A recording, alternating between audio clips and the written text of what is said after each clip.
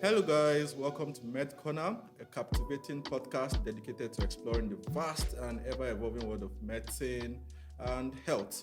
Hope you're good because I'm doing very well. I'm Dr. Peter Yahweh, Dr. Yahweh for short, and I'm here with my friend and my colleague, Dr. Ogzi. Oxborg, how are you doing? I'm fine. I'm Dr. Habila Oxberg, and today we are going to be talking about sexual health. We are going to be navigating the murky waters around the myth and misconceptions around sexual health, from the outlandish to the plausible ones.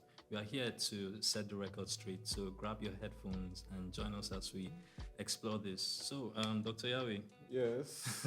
So, before I go on, I'm well aware that these are areas that people do not like to talk about. Yeah. From home, they don't like to. They are unholy topics in quotes. So we are And you end up causing more harm. Yes, exactly. And because people don't like to talk about them, they don't like to, find more information about them. There are a lot of myths, a lot of lies, a lot of wrong information about them, and we're here to demystify all that. Yes, and the first myth for today that I want to go into is that oral sex is safe. Yes, oral sex is safe. It's a myth that I want everybody to know that it's not correct. Oral sex is not safe. Yes, The fact that oral sex, the rate at which someone could get STDs through oral sex the rate is not as high as getting it through the usual way. Yeah, but people can still get STI through oral sex. Yes, exactly. So, especially if someone has a cut in his or her mouth, maybe getting the usual process, maybe getting into your mouth, getting to the gastrointestinal tract, your stomach, and all. Through that way, it might not be a problem. But if you have a cut in your mouth, and how are you so sure that there is some cuts are usually very small? Like we get cuts every day. People brush and you see blood. Yes, exactly. So some of those very tiny cuts, some of them are painless, and they don't even give you any sign at all. They don't present any symptoms, no sign at all. So through those cuts, when you engage in the whole process, there's exchange of fluids, exchange of saliva, different fluids, and all that. So that can make someone contact the disease, and then you come down with something. Apart from that, there is an association between oral sex and throat cancers and all that. Yeah.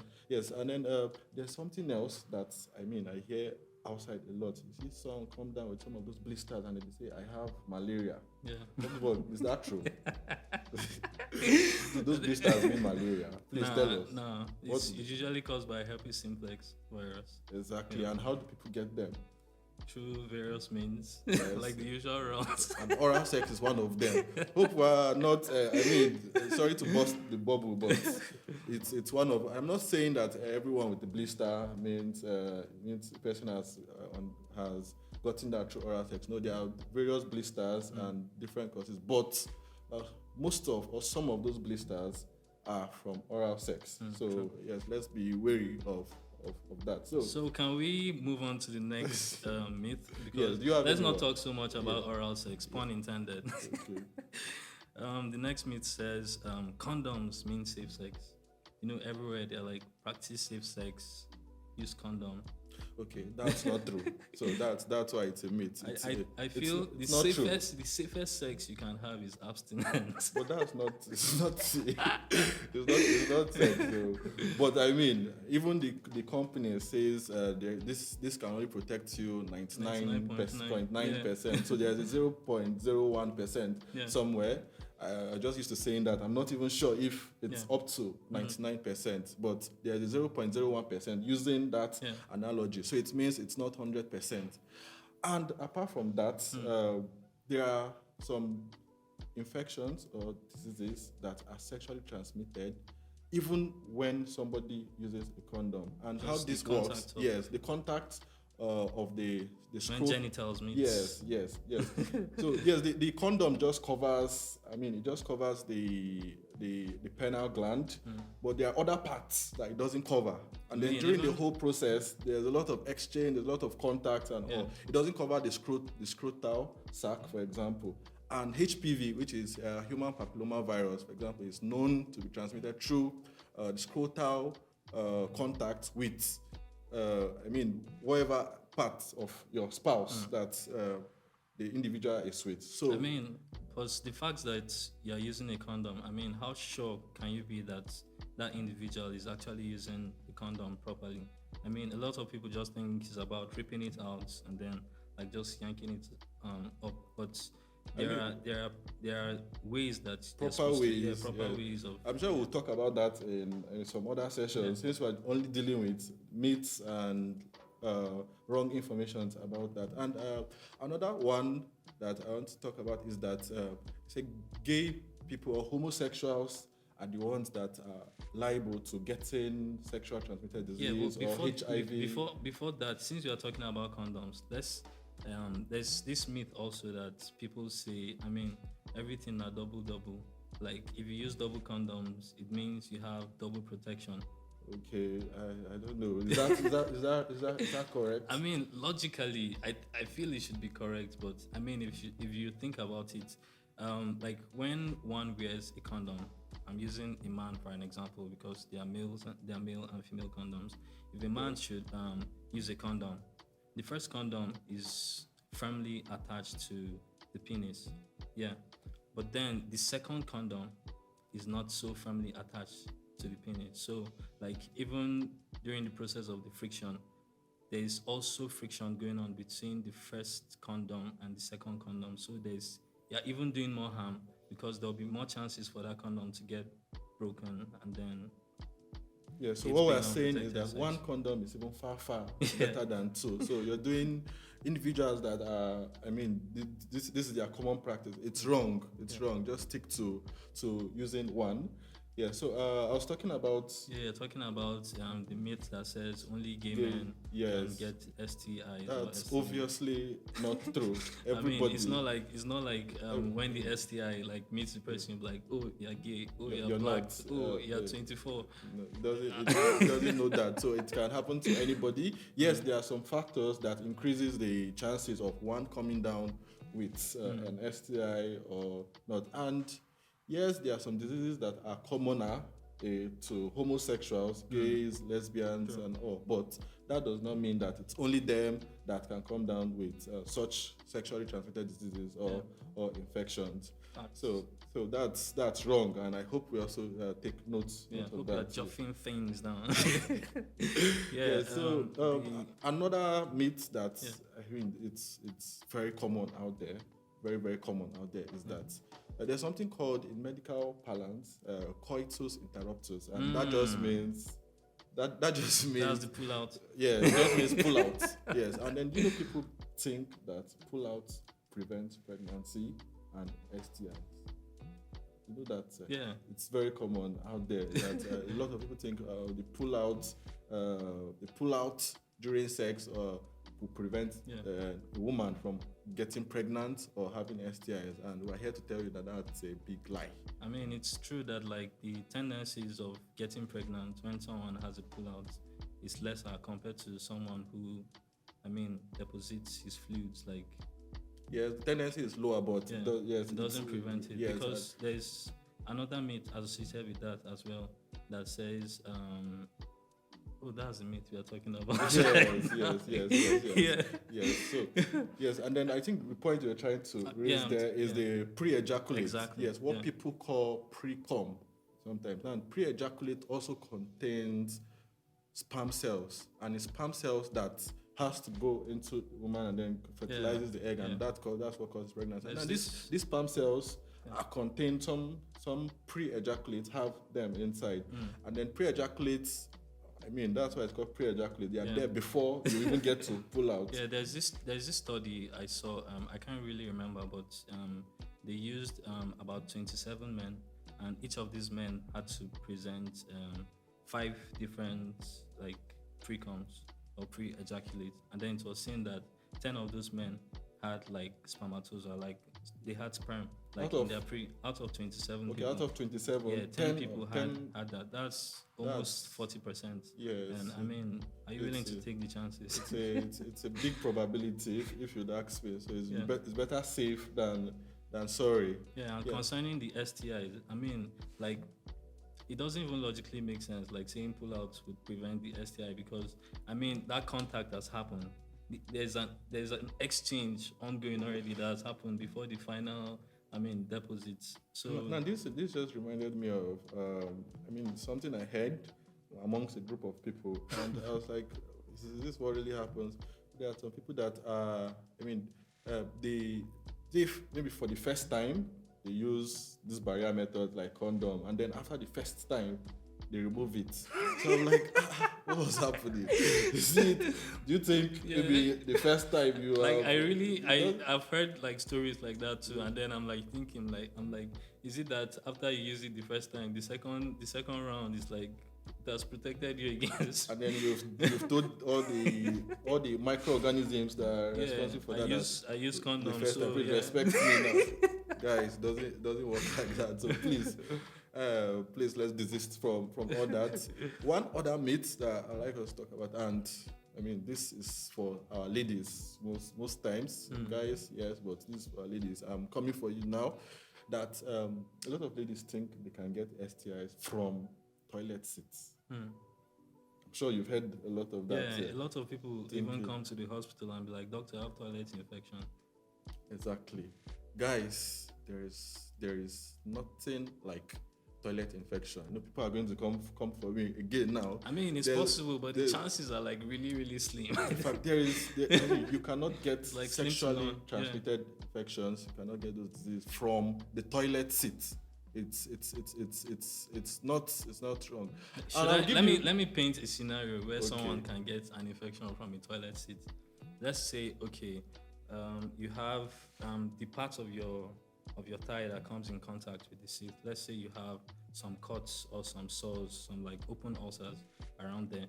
As someone that has an STI, let's say HIV, finished just using that toilet seat. I mean, you have to be very fast. Let's say you have to be fast like Flash to like use that at the same time, and then those open sores like come in contact. And it also has to mean that that person too has like open cuts that came in contact with like the toilet seat. So let's say you go very fast and then go in contact with that.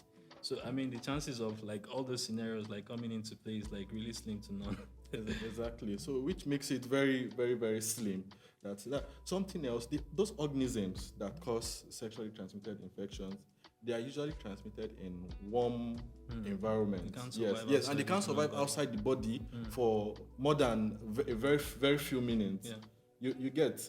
So, and the toilet seat is cold. It's not. So you can't get it like that. They can only be transmitted in very warm environments. Those fluids, bodily fluids, and it has to be very fast. And that's why they are sexually transmitted, not from the toilet. Yeah, but then sometimes people still come to the hospital.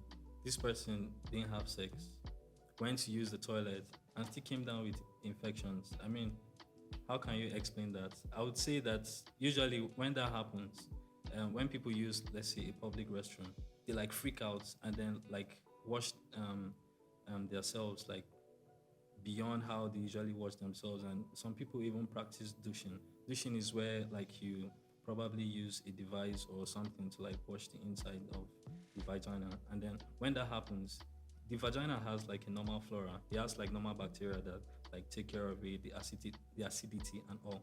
But when people like, when ladies, people generally, when ladies like take out those organisms by the extra washing and the douching, it distorts that environment and then gives opportunity for all those external organisms to make them come down with an infection. Exactly. So just as he said, they use public toilets, and then because of maybe how dirty public toilets are, they get freaked out.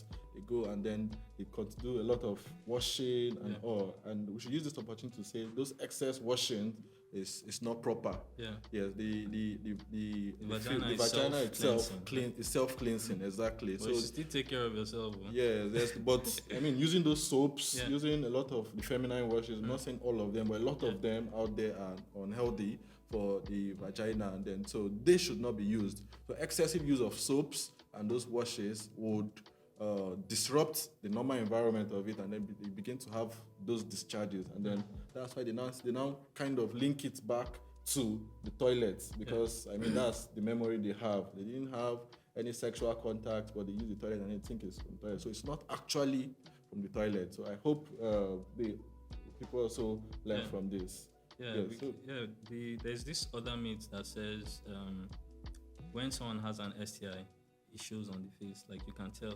Like if this person has an STI. Okay, like as you're seeing, this is one of the guys behind the camera. So as you're seeing somebody there now, you like this guy has hepatitis C. I mean, you could usually when you begin to see signs, like it has gone to like the late stages, and I mean you have to be like, let's say, a doctor that knows those signs, and like if you should see those signs, you can't just even say like this is the cause, because there could be other things like causing that particular sign you're seeing. Exactly. And most of the time it doesn't show on the face. Exactly. There's this, I mean, those very common words that we grew up hearing, that HIV, for example, no, they show for face. I mean, so the same thing with and since it doesn't show on the face, you can't transmit it. Okay, no, there's a myth like that too. Yeah, so it doesn't show on the face, right? But the fact that it doesn't show on the face does not mean that you can't transmit. You can't transmit it. So that's also wrong. There are a lot of those viruses, those disease-causing organisms that, in fact, for those who carry it, most of the time, for a very long period of time, they don't have any symptoms. They don't have any symptoms, but they keep on... For years.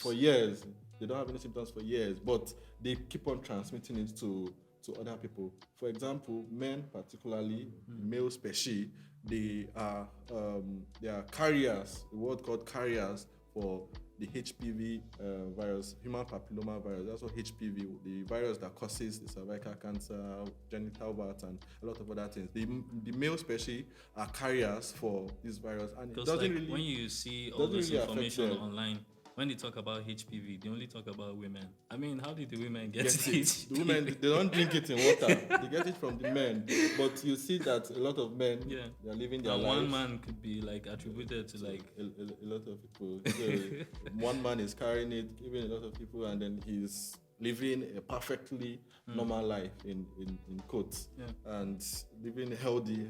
So that is a myth. STIs do not show the face, and the fact that someone is not having symptoms does not mean that the person cannot share it or cannot transmit it to other people.